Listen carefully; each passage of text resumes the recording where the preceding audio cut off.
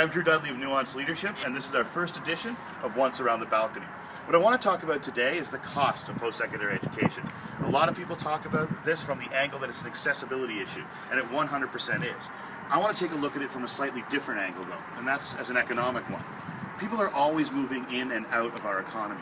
Those who move out are moving out because of retirement or because they die, and they're constantly replaced by the individuals who are moving in, young people.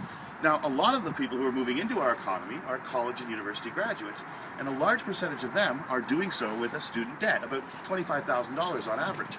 But the problem then is that the people who are moving into our economy, they're not spending money. They're not buying big ticket items like cars or houses, the type of things that generate big amounts of tax dollars, but more importantly, generate major manufacturing jobs. Instead, the people who are moving into our economy are spending 5 to 10 years in that economy while they're just paying off visa bills or student loans. That's an economic issue.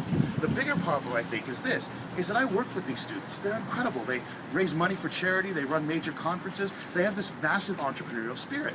But instead of wanting to be entrepreneurs, instead of wanting to be the small business owners that generate most of the Canadian jobs, what happens is, as soon as a big firm comes in, they dance around saying, who wants a cubicle? Who wants a cubicle?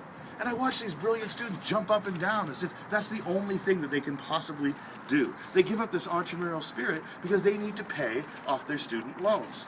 Look, guys, the only difference between a cubicle and a cage is that a cubicle doesn't have a door that locks in a roof. You know why? Because you haven't earned it yet. As soon as you prove to the company that you're valuable enough for it, they give you that office, which has the locking door and the roof. The only difference between most offices and zoos is that in a zoo they never let the animals loose, expect them to feed themselves every night and come back the next morning. We're killing the entrepreneurial spirit in Canada. We're making people who should go out there and be creating small business and creating all the jobs that come with it, we're making them believe that they have to go and work for some big company somewhere. They've got to start working in an office. Why? Well, if you start a company with nothing and it doesn't work, you've got nothing. But when you leave school and you've got a debt of $25,000 and you try something new and it doesn't work, well then where are you? That's an economic issue. And that's something that we got to fix. But we're all the way around the balcony.